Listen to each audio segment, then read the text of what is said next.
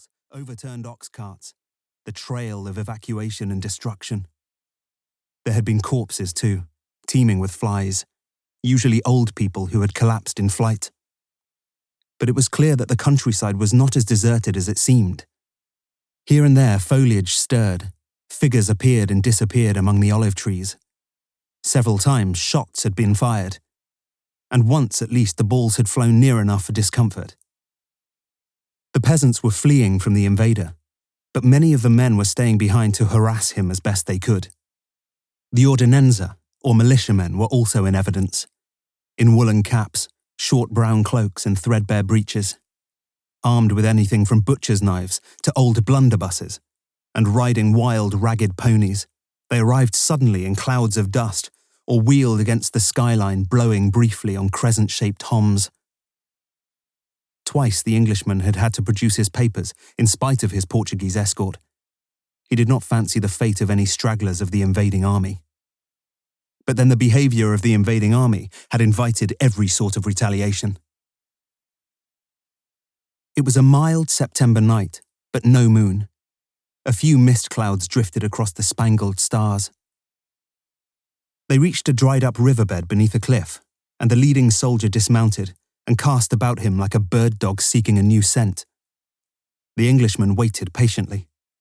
If they were lost, they could sleep well enough in their cloaks. A night among the stunted chestnut trees would do no one any harm, and they had food and water to last. Then a bent figure emerged from behind a clump of aloes, indistinguishable as to age and sex. It approached cautiously, and there was whispered talk. The soldier turned and said, "We are closer to the convent than we thought, Senor, but it will be necessary to take a detour. The French army is directly ahead of us." There was a pause. "Which way ahead of us?" "West, Senor. They are a great host. They have been pursuing the English all day. This man advises keeping to the riverbed for half a league, then crossing between the hills to the Basoko Ridge. The French artillery are in the valley." The Englishman fumbled in his pouch and found a coin to give to the stunted figure who had saved them from stumbling into the enemy lines.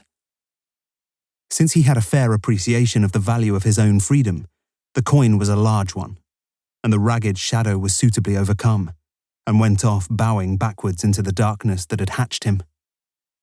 In the present chaos, the giver reflected, when civilization had broken down, a plug of tobacco might have been more valuable. The riders followed the advice they had been given, moving all the time very cautiously among the great boulders, lest the warning turned out to be more general than precise.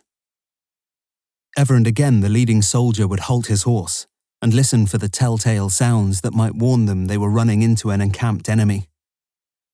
It took an hour to reach the turning to which they had been directed. It was a moot point whether to stop there for the night, but clearly the greater distance they could put between themselves and the French, the safer they could rest. The idea of reaching the convent at Basoko was dropped. It seemed likely that the French would already have occupied it.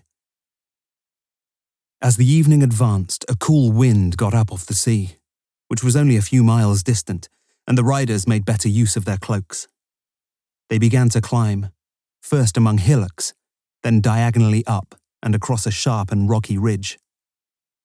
As they reached what appeared to be the top, with the gorse and heather waist-high around them, the leading soldier again stopped. They all stopped and listened. A very peculiar sound, like a wail. It could have been women's voices keening, but was not. It could have been some sort of flute, a shepherd piping to his flock, but it was not. The horses came up with each other. The two soldiers argued together. The one who spoke English said, "We must turn farther north, Senor. That is the French." "No," said the Englishman.